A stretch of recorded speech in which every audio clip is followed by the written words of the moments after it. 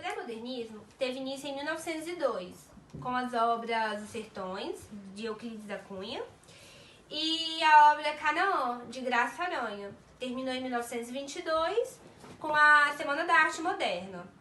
Esse movimento representou o momento de transição e de preparação para a fase do modernismo. E o pré-modernismo também coexistiu com o simbolismo e parnassianismo, que apontou os problemas da nossa realidade, que é o problema cultural e social, né?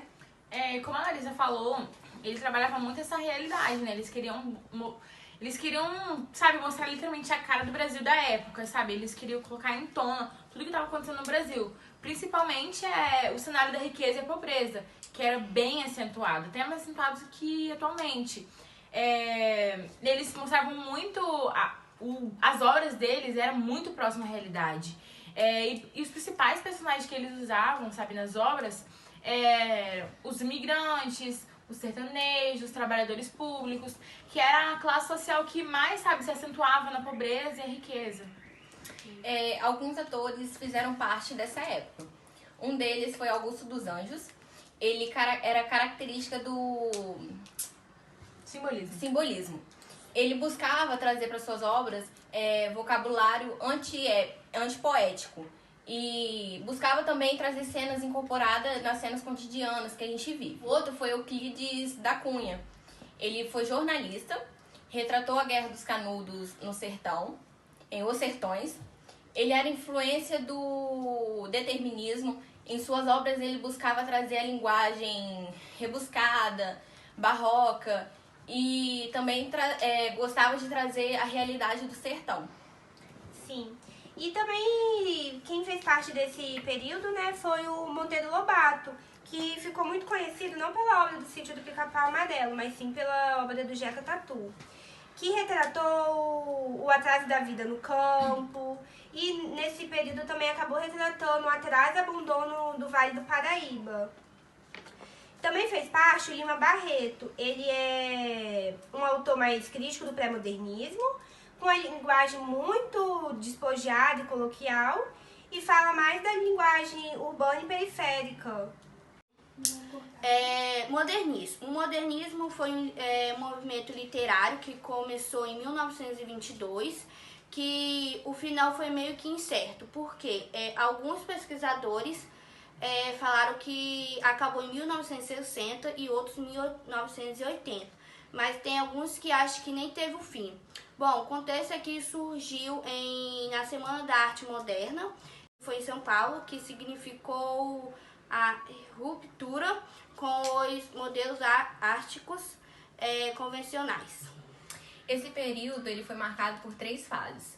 A primeira dela foi a fase chamada de fase heróica, que representava a libertação cultural do Brasil. Eles procuravam representar também a renovação da estética inspirada na vanguarda europeia. E procuravam também a linguagem coloquial, liberdade formal, de texto sem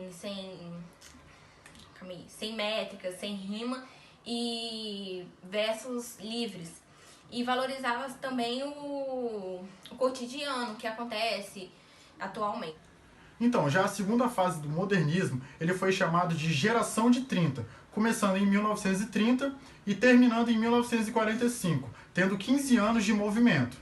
E esse movimento foi caracterizado principalmente pelos autores ter deixado aquela arte tradicional para trás, colocando a sua arte moderna em meio à sociedade, ou seja, citando a sociedade e tudo aquilo que ela passava.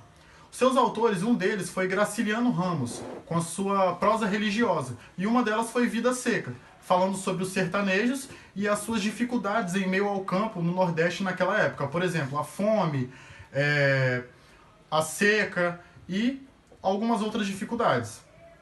Outros de seus autores foi Jorge Amado com seus romances. Um deles foi O País do Carnaval, falando sobre a intelectualidade do povo brasileiro. Também tendo Cacau, falando sobre as fazendas de cacais e a exploração dos fazendeiros com seus trabalhadores. Mas um dos principais autores naquela época foi Carlos Drummond de Andrade.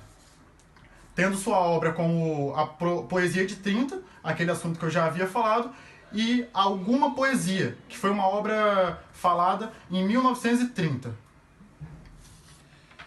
Dando continuidade ao que o Juan falou, eu vou falar um pouco sobre Vinícius de Moraes, né? Ele foi um grande destaque na Poesia 30. Ele também foi compositor, diplomata. E a Cecília de Meirelles, né? Que é considerada uma das maiores poetisas brasileiras. O destaque das suas obras foram o batuque, o samba e a macumba. E também a festa de letras e a viagem. A terceira fase do modernismo é chamada Geração 45. Ela acontece durante o período da Guerra Fria e do governo de JK. Diferente da geração de 30, ela tem uma linguagem mais formal, ela é uma coisa mais, sabe... Ela é diferente da Semana de Arte Moderna de São Paulo, é uma coisa mais formal, não é aquela coisa, sabe... como é que se diz? Não é uma coisa mais formal, é bem formal mesmo. E ela, mesmo sendo formal, ela não deixou de explorar, sabe, os temas da sociedade.